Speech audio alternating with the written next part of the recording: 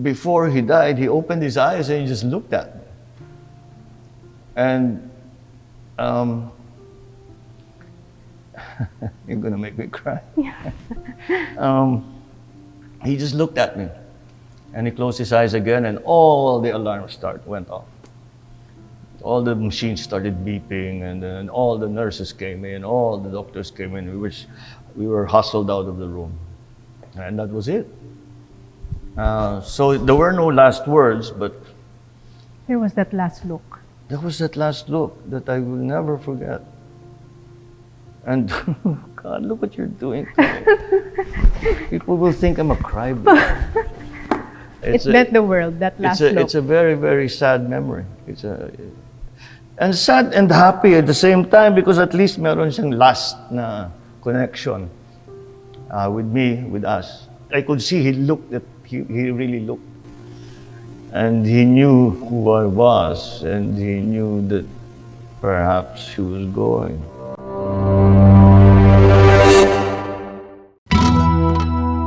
We continue to celebrate his memory. He is still remembered. You are all here. Despite the brickbats, the criticism, the pure hate that has been heaped upon him over the last 30 plus years, his memory, his legacy continues to endure. I believe that the reason that we continue to live his memory and his life within ourselves is because we continue to admire, to respect, and to believe his aspirations for greatness for our country. It's very simple, the way they characterize him as a person. Of course, it's inevitable that the son will see a side to a father that nobody else sees. But that nevertheless is part of what he was. And somehow our detractors, the people that are against the family, my father particularly, choose to ignore the other aspects. So it is a very incomplete, and actually in many cases just an erroneous and completely invented version of my father that they try to put forward. So, but I guess, you know, it's understandable. It's political propaganda. It's not about facts. It's not about reality. It's about whatever message of the day to further the cause of anti-Marcos sentiment.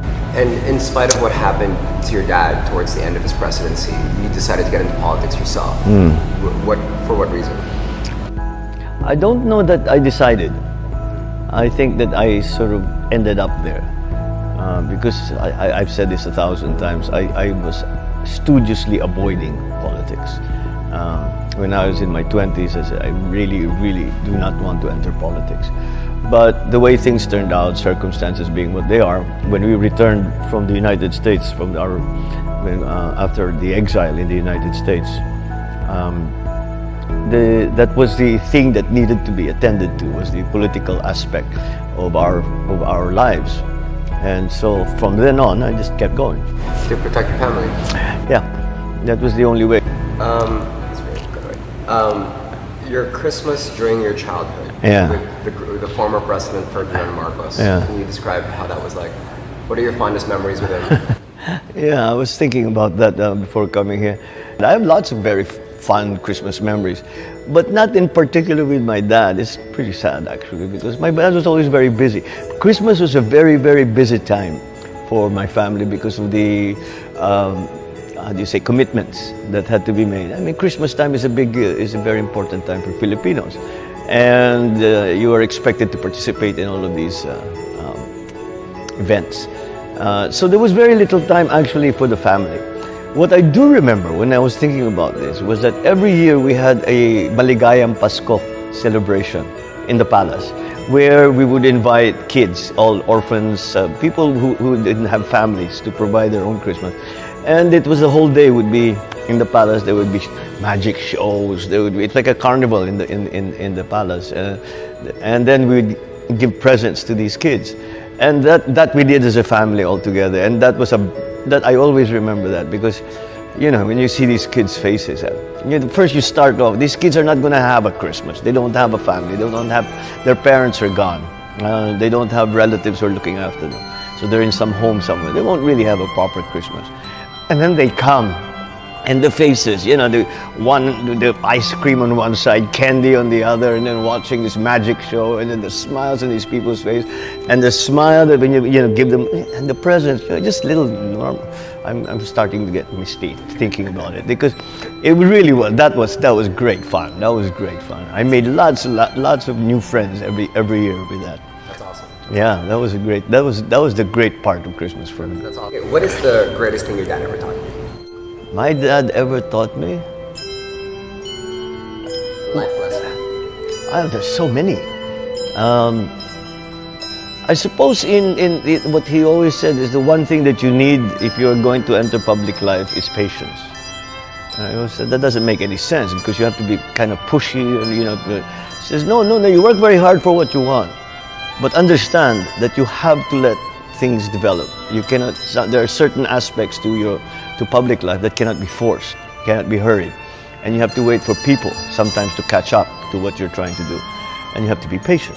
But it's usually well rewarded. Patience is usually well rewarded. So that was something that for me was a little bit out of left field, because I thought that's contrary to, I should push, you should really force the issue, and then for him, and he was very, very aggressive and very, very hands-on. But his advice was patience. Strangely enough, over the years, he was right. He was right. Are there character traits that don't involve the professional life? What is the best personal character trait that he etched upon your spirit? He says, be a man. And what does that mean? We are men, and men, we are not like women where you can be beautiful and you can be charming and you can be sweet. We have to have, the only thing we have is our word. And if you lose that, you are no longer a man. And that was his definition. And that I've lived by that. And I've tried to teach that to my sons. And I think it is a valuable lesson. As we grow older in life, our priorities shift from our accomplishments and our achievements towards our legacy. So how do you want, two things, how do you want the people to remember Bongbong Marcos, and how do you want your kids to remember you? I'll answer that question on its head. My greatest fear, and as it has been since I was quite young, was that I lived on this earth and died and didn't make a difference, and nobody cared, and so what? So he was around, he's gone, so what? But you have to be able to, at the end of the day, to say, well, I tried and I succeeded, and I managed to do some things. I managed to help some people. I managed to change things, make things better. That for me is the most important thing. And again, that reflects that same attitude, that you cannot be thinking of yourself all the time, because if that's all you do, at the end of your life you'll say, well, I made myself happy. That's nothing. I made lots and lots of people happy. I made their lives better. I changed from miserable existence to something that has hope, something that has a future. There's a life.